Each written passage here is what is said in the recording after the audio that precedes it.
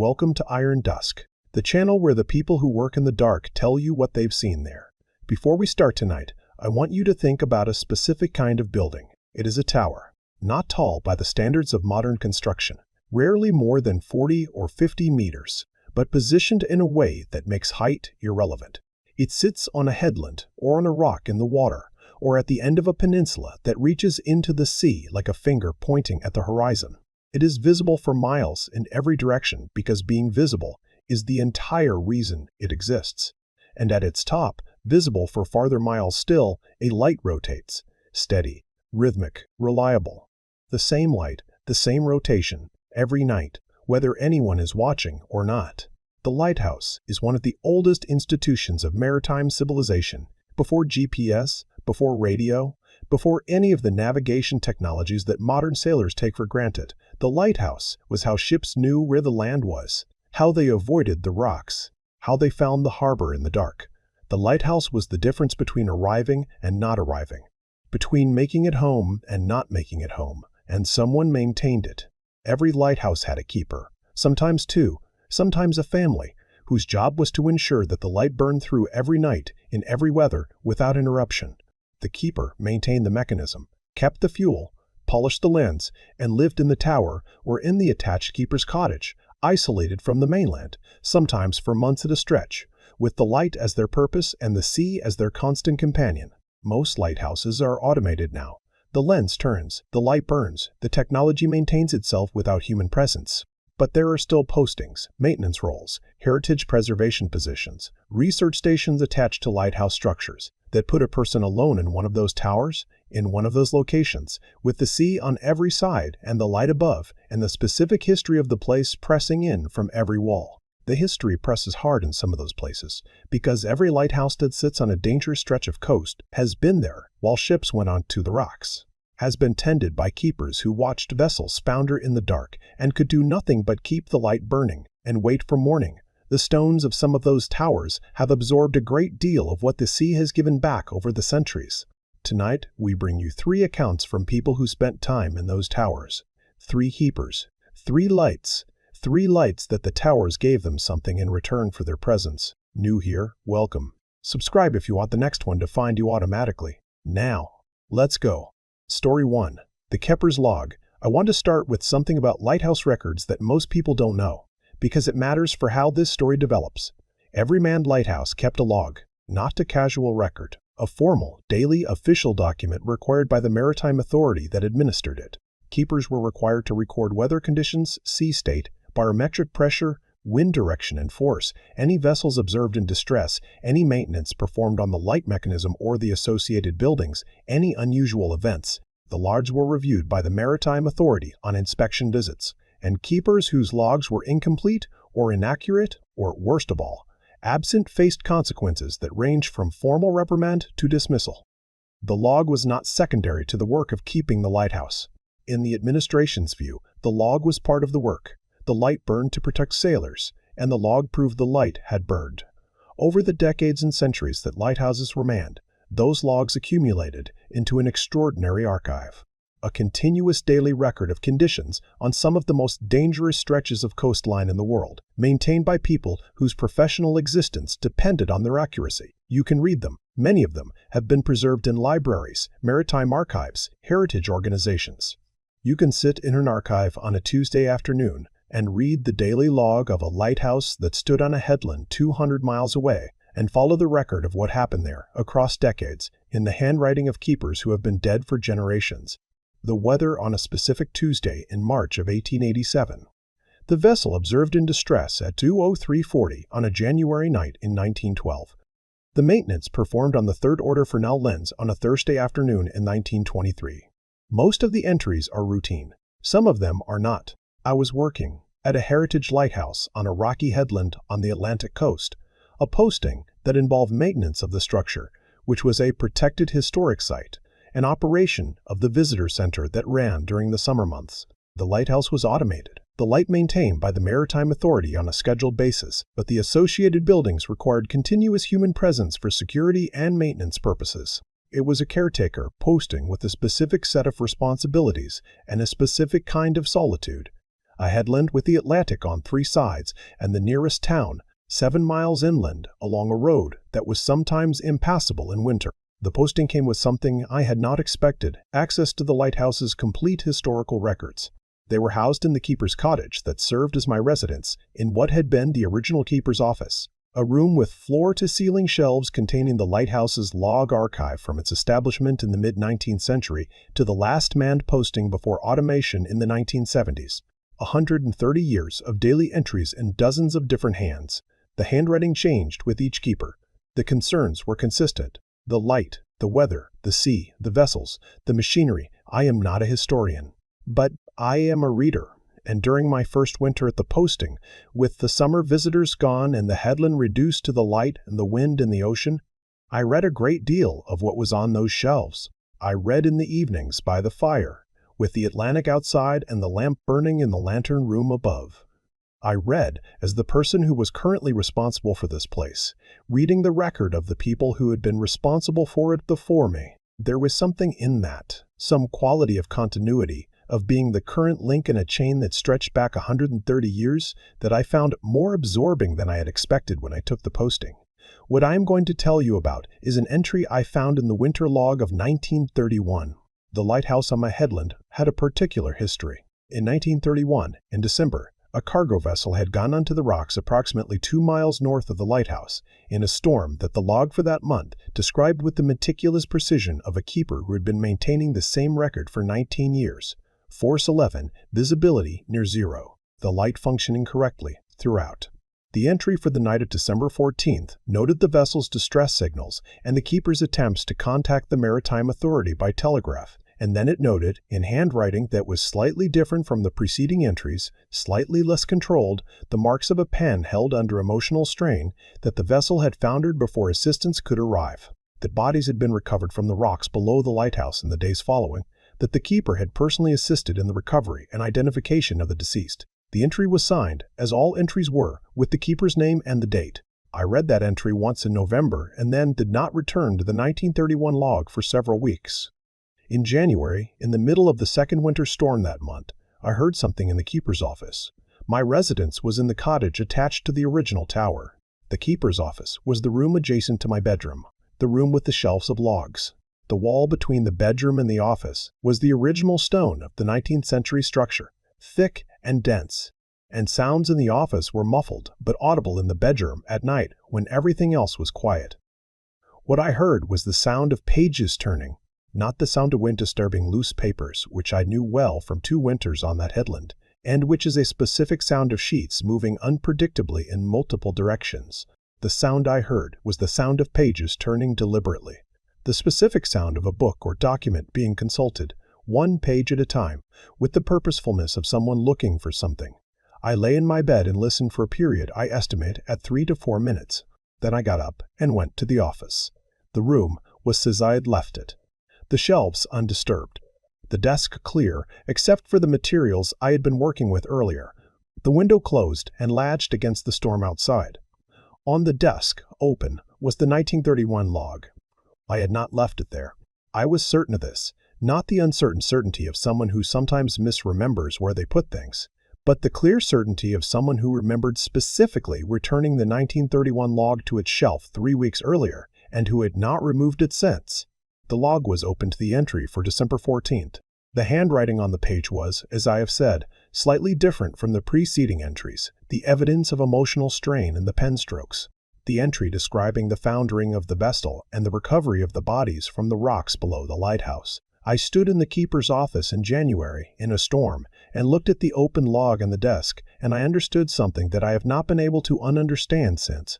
The keeper who had written those entries had kept this light for 19 years, had maintained this record through 19 years of Atlantic winters, through the normal entries of weather and maintenance and vessels observed, through the storms that the careful language of official documentation barely contained, through the seasons and the years and the accumulation of a professional life spent in this specific place with this specific responsibility, had stood in this building, these specific walls, this specific floor beneath my feet, and watched a vessel go on to the rocks that the light was supposed to protect sailors from, had stood here and done the only thing there was to do, which was keep the light burning and wait for morning, and then go down to the rocks with the other people who had come to help and assist in the recovery of what the sea had given back. That entry was the only record of what that night had been. The only permanent account of what it had cost the person who kept this light to stand here and watch that happen and continue.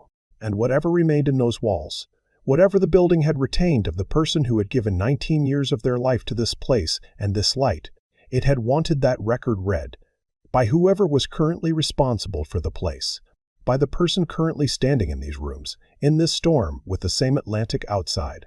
Or that is one way of reading what happened on a January night in the second winter of my posting. I do not claim it as fact. I offer it as the interpretation that makes the most sense to me given everything that happened that night. I read the entry again, all of it, all of December 1931 and November before it and January after. I read the record of that winter the way the keeper had kept it, complete, daily, with attention. I sat at the desk where the log had placed itself, and I read everything in it. I returned the log to its shelf when I was finished. In the 2 remaining winters I spent at that posting, I heard the sound of turning pages twice more. Both times I went to the office. Both times the 1931 log was open on the desk. Both times I sat down and read it.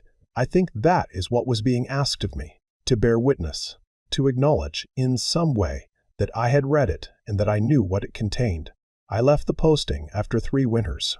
I hope that whoever came after me has the sense to sit down and read it when it opens itself on the desk. I think it will keep doing that until someone does. Story 2. The Woman on the Gallery. The gallery is the walkway that encircles the lantern room at the top of a lighthouse tower. It is there for maintenance access, for the keeper to be able to reach every part of the lantern housing from the outside, to clean the exterior of the glass panels, to inspect the mechanism from outside the lantern room, to replace the lamp when necessary without dismantling interior components.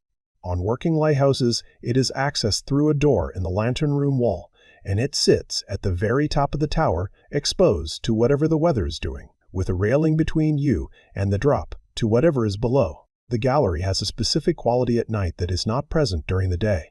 During the day, it is a functional platform with a practical purpose, and the view from it, the sea in every direction, the coastline in the relevant direction, the sky, is the view you would expect from the highest accessible point of a structure on an elevated location.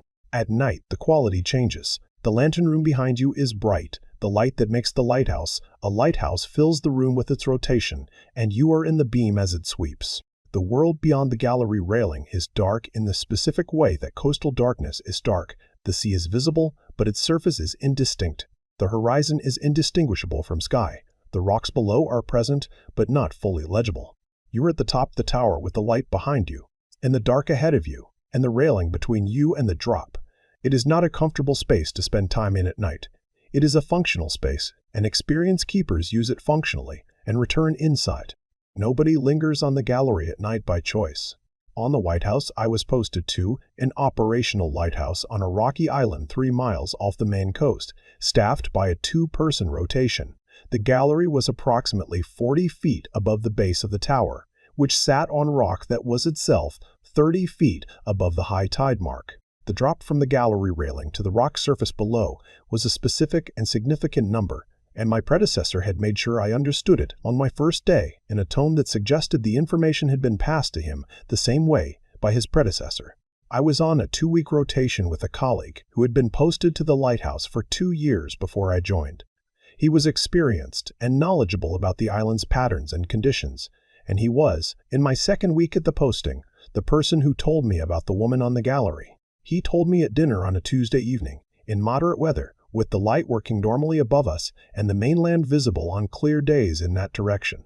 He did not preface the account with any particular build-up. He said he needed to tell me something about the tower, and then he described what he had seen. He said he had seen a woman on the gallery. He was specific and methodical in his description, in the way of someone who had organized the account in their mind over time and was delivering it in the order that would make it most comprehensible. Not a colleague. There were only ever 2 people on the island at a time, and he had known them all.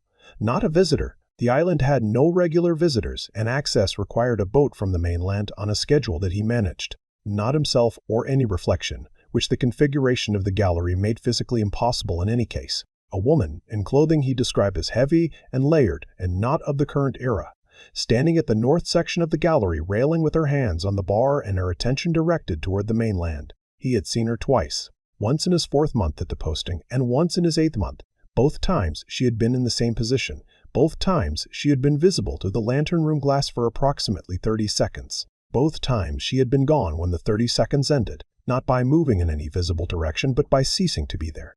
He had gone out to the gallery immediately the first time. The gallery was empty. He had checked every accessible surface. The door from the lantern room was the only access point. He had been the only person on the island that week. He had not gone out to the gallery the second time. He had watched through the glass for the full duration. He did not offer an explanation. I did not ask for one. I thanked him for the information, and we finished dinner and the rotation continued. In my 5th month at the posting, I saw her. I was in the lantern room at 0350, facing the mainland, hands on the bar, wearing clothing that I can describe as layered and dark, the kind of heavy practical clothing that women in maritime communities wore in eras when the wind and the cold were daily facts of life and not conditions to be managed with modern materials. The specific quality of clothing that belongs to a different century. I did not move immediately. I watched her through the lantern room glass in the way my colleague had described, for the full duration, which was between 25 and 35 seconds, before she was no longer at the railing, not before she moved away from the railing, before she was no longer there, in the specific way of something that ceases rather than departs. Then I went to the gallery door and opened it and stepped out. The gallery was empty. The railing was there, the rock far below, the mainland 3 miles across the water, in the pre-dawn dark. The wind was significant, a night of force 5 on the outer passage. Whatever she had been wearing had not moved in it the way fabric moves in force 5. But she had been there. I had seen her in sufficient detail to describe her clothing. I had seen her hands on the railing. I had seen her looking toward the mainland with an attention that seemed specific, directed, as if looking for something she expected to find in that direction. My colleague and I compared our accounts later that week, sitting at the table in the cottage after dinner, with the mainland lights visible in the distance across the water and the light working normally in the tower above. We compared the details, the position on the gallery, the direction of her attention, the clothing, the duration, the specific manner of the ending, which both of us described the same way without having agreed on language, not movement, not departure, cessation, the being there and then the not being there without transition. We did research together over the following weeks. The lighthouse had been established in 1847. The records available to us included the names of the keepers who had served at the posting across its history. 3 of the names were women, the wife or daughter of a keeper in each case, taking over maintenance duties during illness or injury or death. In at least one case, the record was explicit. The wife of a keeper who had died of fever in 1871 had maintained the lighthouse alone for 4 months, rowing to the mainland when weather permitted for resupply, keeping the light through a winter that the records describe as severe. I do not know if what I saw in the gallery was her. The clothing I described was consistent with the mid to late 19th century. The direction of her attention was toward the mainland. These are consistencies, not identification. What I know is what I saw. A woman at the north section of the gallery in the dark before dawn with an attention that seemed like it had been sustained for a very long time, looking toward the mainland she could no longer reach. I have thought about what she was looking for. I have thought about it many times in the years since I left that posting. A woman keeping a lighthouse alone on a rock in the winter of 1871, rowing to the mainland for resupply when the weather broke, maintaining the light in weather that the records described as severe, looking toward the mainland at 03:05 in the morning. I think I know what she was looking for. I think it's the same thing anyone who has spent enough time in that kind of solitude, at that kind of remove from everything they came from, would look for in the direction of the place they can no longer reach. I just hope she eventually found it. Story 3. The night the light went out. I want to be clear about something before I tell this story, because the operational context is the thing that gives it its weight. A lighthouse light going out is not an inconvenience. It is not a technical failure in the same category as a generator fault or a communication system going down.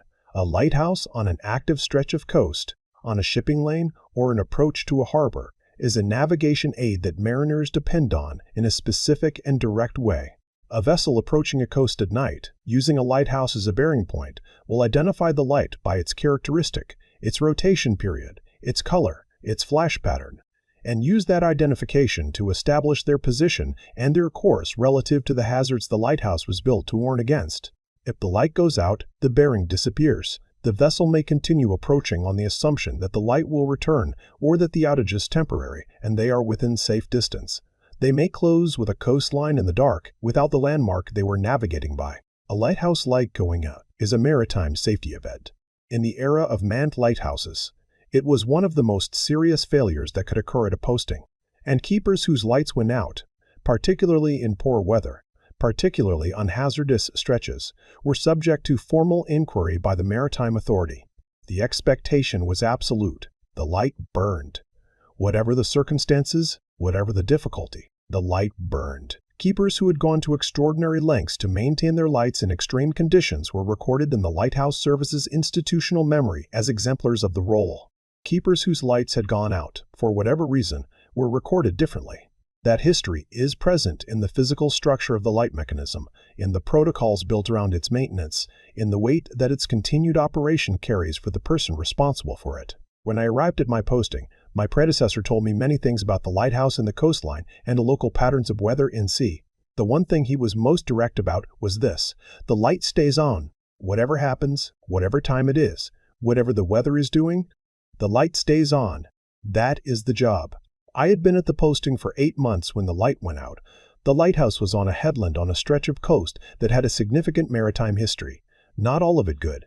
The stretch of water in front of the lighthouse included a shoal that had claimed vessels over the centuries, documented incidents going back to the early records of this coast, the kind of history that is present in the names of landmarks and in the specific entries in the logs that I had read during my months at the posting. I knew what the coastline had taken from people. I knew it in the way that you know a place after you have spent months reading its records and walking its land in every weather condition it produced. The light mechanism was a modern installation. The Maritime Authority maintained it on a scheduled basis, and I performed basic checks as part of my daily routine and reported anomalies. I had a thorough working knowledge of the system. I knew what it looked like when it was functioning correctly and what the early indicators of a fault looked like. I had flagged 2 minor issues in 8 months, both of which had been addressed by the authority's maintenance team without significant disruption. On a night in November, the light went out. I was in the keeper's cottage. The rotating beam passes across the cottage windows on a 7-second cycle, and I had internalized that rhythm so completely over 8 months that its absence woke me from a light sleep as efficiently as an alarm. The windows went dark and stayed dark, and I was moving before I had fully processed what had happened. I went through the tower door and up the stairs and ran the full diagnostic in the lantern room. The power supply was functional. The mechanism was rotating. I could hear it and verify it physically. The lamp appeared intact. The electrical connections tested correctly. There was no fault in any system I could check from the lantern room. No fuse blown, no switch tripped, no visible damage to any component. The light was simply not burning. The mechanism was running. The lamp was there. The power was reaching the system. The light was not burning. I reported the outage to the Maritime Authority. They would dispatch a maintenance team. In the meantime, I deployed the emergency lantern on the gallery, not the main navigation light, but a visible signal that indicated the primary light was temporarily out of service.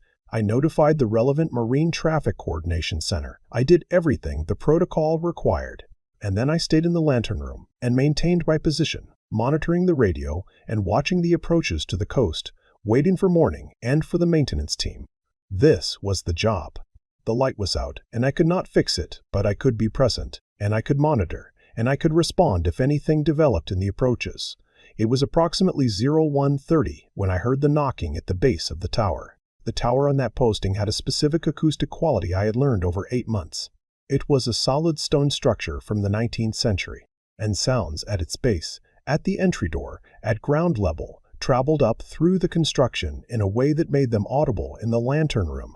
I had heard this effect before with mundane causes: a maintenance vehicle arriving, a piece of outdoor equipment disturbed by wind, the specific sound of the heavy entry door settling in temperature changes. I knew the sound of the tower transmitting noise from its base upward.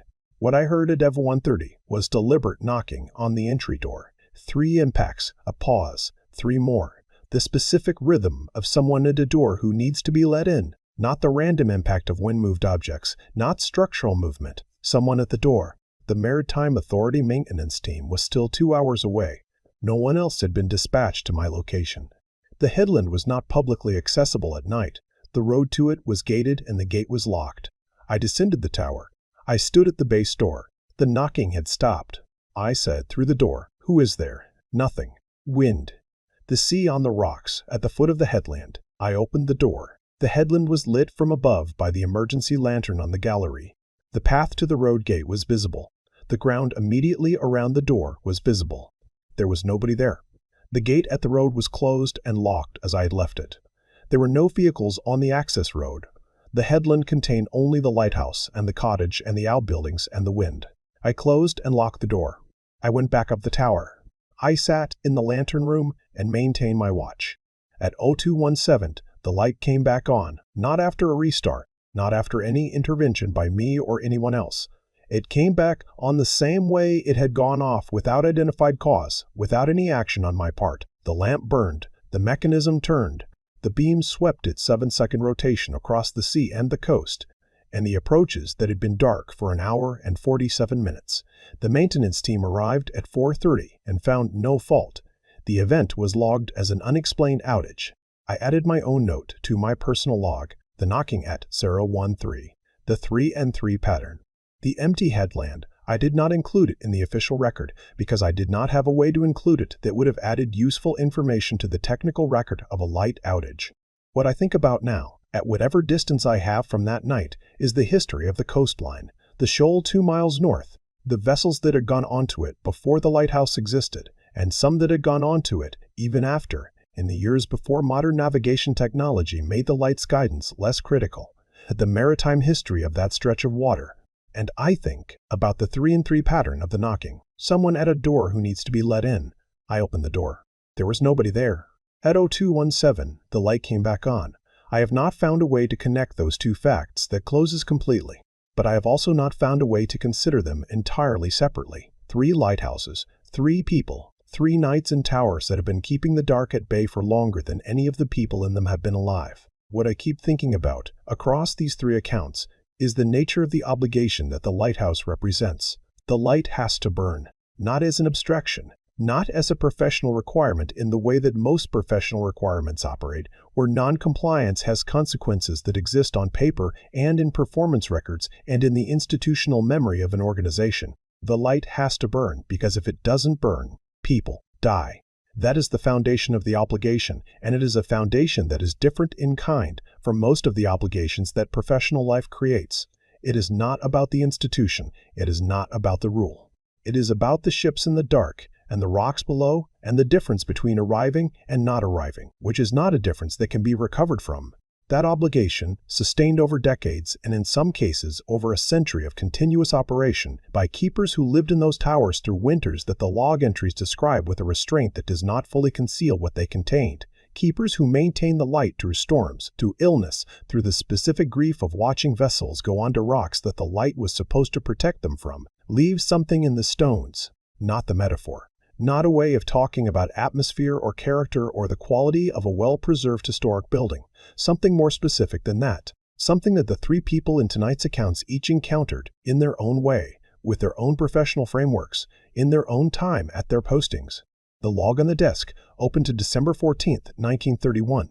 The handwriting of a man who had kept this lighthouse for 19 years and who had stood in this room and watched a vessel go onto the rocks in a force 11 storm and had done the only thing there was to do, who had recovered bodies from below the lighthouse in the days after and had returned to his post and had kept the light burning through the rest of that winter and for years afterward, and who had recorded all of it in the daily log that was still on the shelf in that same room 100 years later, and who, if the interpretation that makes the most sense to me is the correct one, wanted it to be read by whoever was currently responsible for the place he had given 19 years of his life to.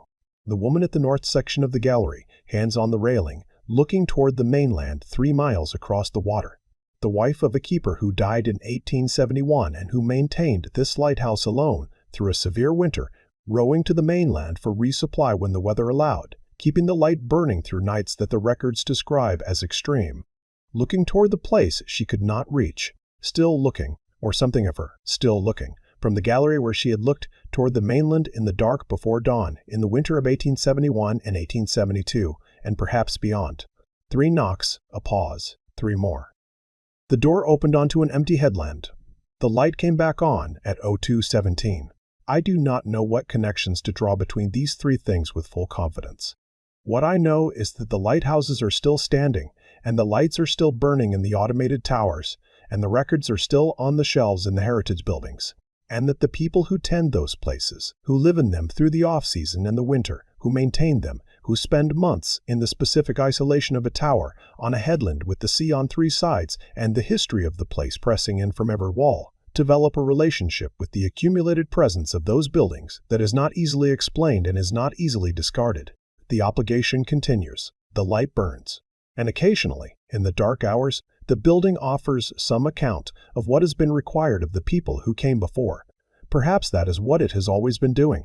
Perhaps the people who built those towers and tended them for the years they needed tending understood that the exchange was not one-directional, that the keeper gave the light to the sea and the tower gave something back. Not comfort exactly, but presence.